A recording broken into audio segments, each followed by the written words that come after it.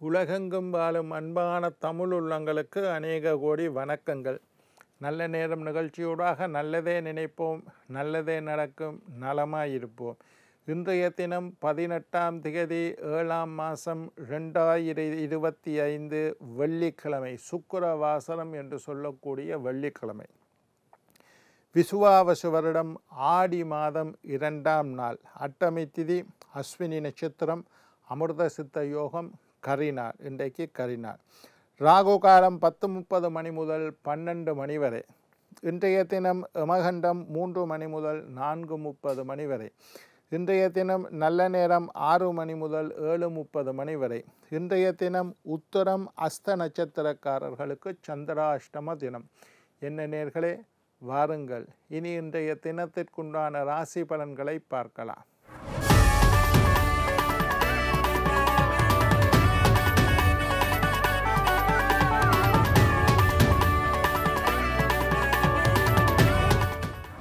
மேசம் மகிழ்ச்சி, ரிஷபம் போட்டி, மிதுனம் தனம், கடகம் லாபம், சிம்மம் உயர்வு, கன்னி நிறைவு, துலாம் கோபம், விருச்சிகம் பயம், தனுசு போட்டி, மகரம் இன்பம், கும்பம் உயர்வு, மீனம் நஷ்டம்.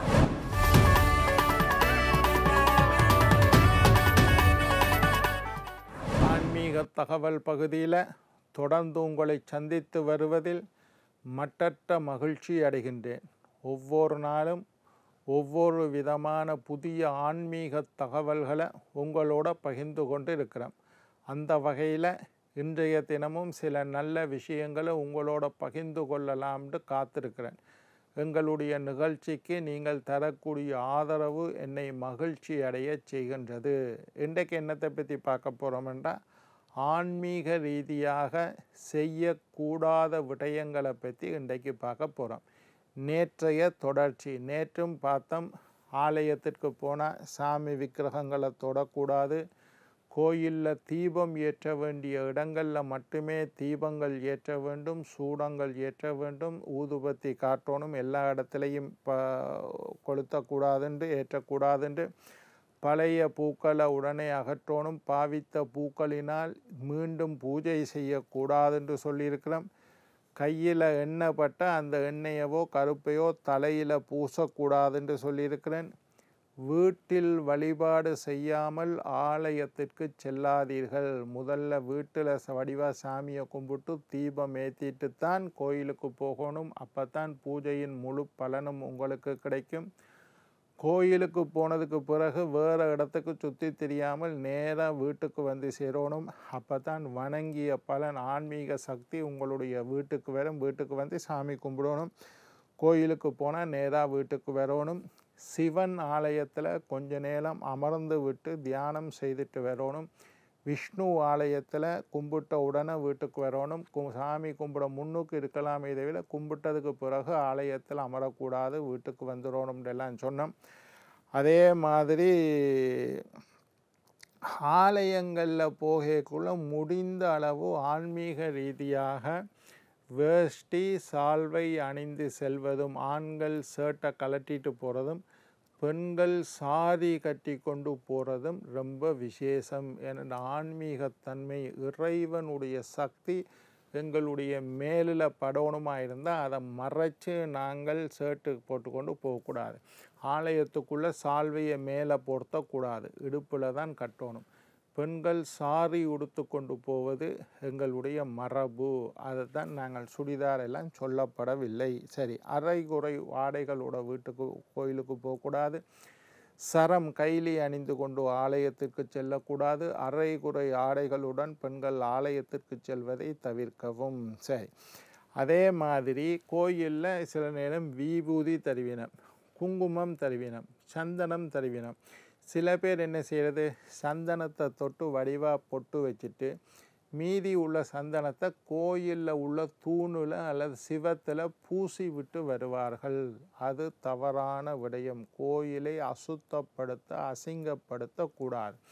சில பேர் விபூதி எடுத்து பூசுவினம். பூசிட்டு வாங்கைக்குள்ளேயே இடது கையில் வாங்கிடணும். என்னென்னா அப்போ வலது கையால் தொட்டு பூசலாம், அது தவறு.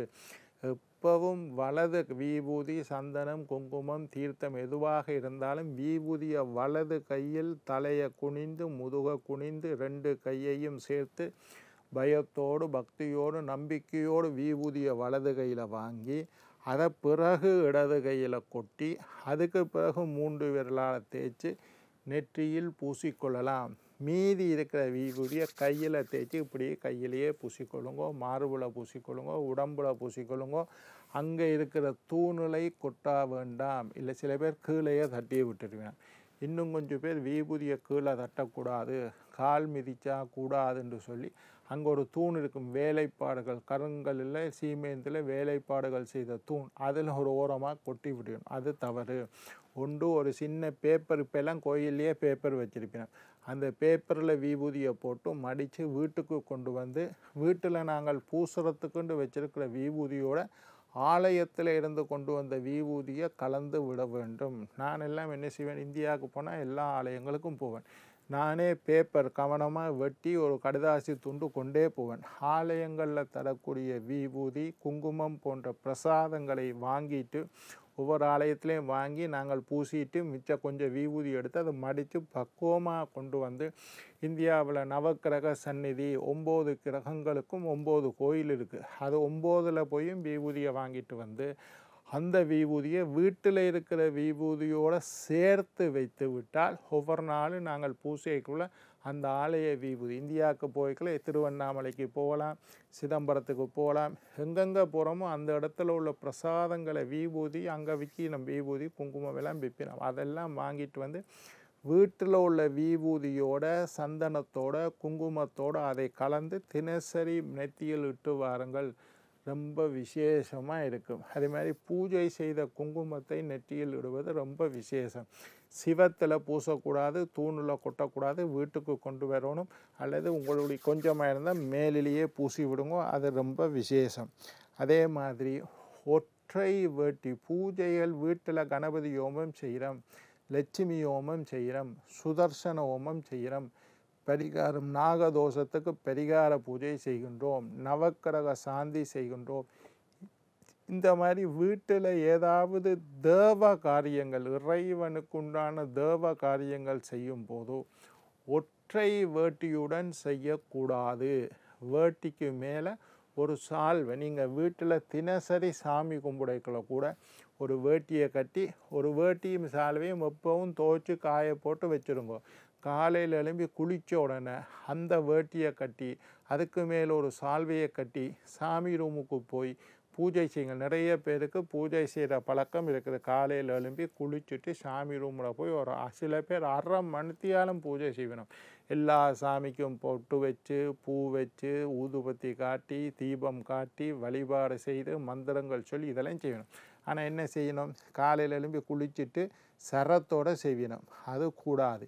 ஈர துண்டை இடுப்பில் கட்டி கொண்டு செய்வினோம், அதுவும் தவறு. ஈர வஸ்திரத்தோட பித்துரு காரியங்கள், இறந்தவர்களுக்குண்டான காரியத்தை தான் ஈர வஸ்திரத்தோடு செய்யணுமே தவிர உலர்ந்த வஸ்திரம் காய்ந்த வஸ்திரத்தை. அப்போ ஒரு துணியை கட்டி ஒரு மஞ்சள் வேட்டி ஒரு சிகப்பு வேட்டி வீட்டில் வாங்கி வச்சுக்கொள்ளுங்க. அதை காலையில் கட்டி அதுக்கு மேலே ஒரு துண்டு ஒரு சால்வை ஒத்த வேட்டியோடு செய்கிறது பிதுரு காரியங்கள். இறந்தவர்களுக்கு பிண்டம் போடுறது அந்த மாதிரி விஷயங்கள் எல்லாம் ஒத்த வெட்டியோடு செய்யணும், சால்வை கட்டக்கூடாது. ஆனால் தேவ காரியங்கள் இறைவனுக்கு செய்ய வேண்டிய விஷயத்துக்கெல்லாம் வேட்டி கட்டி சால்வை கட்டி கொள்ளுங்கோ. அதுவும் 8 முழ வேட்டி கட்டுவது சாஸ்திரத்தில் சொல்லப்பட்டது. 4 முழ வேட்டி 8 முழ வேட்டி 2 இருக்குது. 8 முழ வேட்டி இரட்டைப்பட்டாக இருக்கும், அதை கட்டி அதுக்கு மேலே ஒரு துண்டை கட்டி கொண்டு பூஜைகள் எல்லாம் செஞ்சுட்டு அதுக்கு பிறகு நீங்கள் கலசான போட்டுக்கொண்டு ஆஃபீஸுக்கு போங்க. மினக்கட்டு பூஜை செய்யுங்க. 1/2 மணித்தியாலம் 3/4 மணித்தியாலம். சில பேர் பாராயணம், சில பேர் சிவபுராணம் டெய்லி படிப்பினும், சில பேர் விநாயகர் அகவல் டெய்லி படிப்பினும், சில பேர் கோளறு பதிகம் டெய்லி படிப்பினும். அவையிலெல்லாம் இதை கொஞ்சம் பயன்படுத்தி கொள்ளுங்கள். இப்படி செய்கிறது ரொம்ப விசேஷம். அந்த பூஜையின் முழு பலனும் உங்களுக்கு கிடைக்கும். சில பேர் நான் பார்த்துருக்கிறேன், சாமி தட்டோடையே கிட்டத்தட்ட 1/2 மணித்தியாலம் 1 மணித்தியாலம் காலையில் மினக்கடுவினோம். ஆனால் இந்த தவறை செய்வார்கள். நீங்கள் வலிக்கிட்டு கொண்டு செய்கிறத விட ஒரு வேட்டியை கட்டி அதை செஞ்சுட்டு அதுக்கு பிறகு கலிசானம் போட்டுக்கொண்டு உங்களுடைய ஆடைகளை உடுத்திக்கொண்டு கோயிலுக்கு போகலாம், இல்லை அலுவலகத்துக்கு போகலாம். வீட்டில் எப்பவும் ஸ்வஸ்திக் சின்னம், ஓம், சக்கரம், சூலம், பட்டை இந்த மாதிரி ஏதாவது ஒன்று கதவுல போட்டு ஒரு ஆன்மீக சின்னம் உங்களுடைய வீட்டு வாசல் கதவுல இருக்கணும். அது இருந்ததுண்டா கண்ணூறு, கந்திருஷ்டி, நாதிட்டி, காரியத்துறை, யாராவது உங்களுக்கு செய்வினை செய்தால், சூனியம் செய்தால், உங்களை பார்த்து எரிச்சல் பட்டால், போட்டி போட்டால், பொறாமைப்பட்டால் எதுவுமே வீட்டுக்கு பாதிக்காது. வீட்டு கதவுல ஸ்வஸ்திக் சின்னம், இதை பற்றி நான் தனியாக எபிசோட் பேசியிருக்கேன். ஸ்வஸ்திக் சின்னம் போடலாம், அல்லது முருகனுடைய ஓம் என்று போடலாம், அல்லது முருகனுடைய வேலை படமாக செய்யலாம். சிவனினுடைய சூலம், அம்பாள், சிவன், பைரவர் எல்லாத்துக்கும் சூலம் இருக்குது, அந்த சூலத்தை வரைந்து வைக்கலாம். அல்லது ஒரு விபூதி பட்டை பூசி ஒரு பொட்டு வைக்கலாம், அல்லது ஓம் என்று எழுதி விடலாம். அல்லது சுதர்சன சக்கரம், இப்படி ஒரு முக்கோணம் அப்படி ஒரு முக்கோணம் போட்டு வட்டம் போட்டு சுதர்சன சக்கரம் வரையலாம், அல்லது சங்கு வரையலாம். ஏதாவது ஒன்றை கதவுல போட்டு வைத்தால் உங்களுடைய வீடு பாதுகாக்கப்படும். வீட்டுக்குள்ளே தவறான நெகட்டிவ் வைப்ரேஷன் வீட்டுக்குள்ளே வராது. அடுத்தது வாயால் ஊதி நூக்கிறதை பற்றி சொல்லியிருக்கிறேன். கற்பூரத்தை காட்டிட்டு இது ஆலயத்திலையும் நடக்குது, வீட்டிலையும் நடக்குது, எங்கு நடந்தாலும் இது குற்றம். ஆலயத்தில் ஐயா இதை செஞ்சாலும் வாயால் ஊதி நூட்டா குற்றம். அதை கையால் அணைக்க வேண்டும், அல்லது அதுக்கு ஒரு விசிறி மாதிரி வச்சு அணங்க வேண்டும். முக்கியமாக செய்கிற பிழைகள் என்னென்னா, சாம்பிராணி, வீட்டில் நல்ல சாம்பிராணி, நிறைய பேர் சாம்பிராணி போடுற பழக்கம் இருக்குது. அந்த சாம்பிராணியை ஒரு விசிறியால் விசிக்கி போடணுமே தவிர வாயால் ஊதி போடக்கூடாது. என்ன நேர்களே, ஆன்மீக ரீதியாக செய்யக்கூடாத விடயங்களை பற்றி பார்த்தோம். நாளை மற்றொரு நிகழ்ச்சியில் உங்களை சந்திக்கும் வரை உங்களிடம் விடைபெறுவது உங்கள் ஜோதிட சித்தர் டாக்டர் ராஜராஜ குருக்கள்.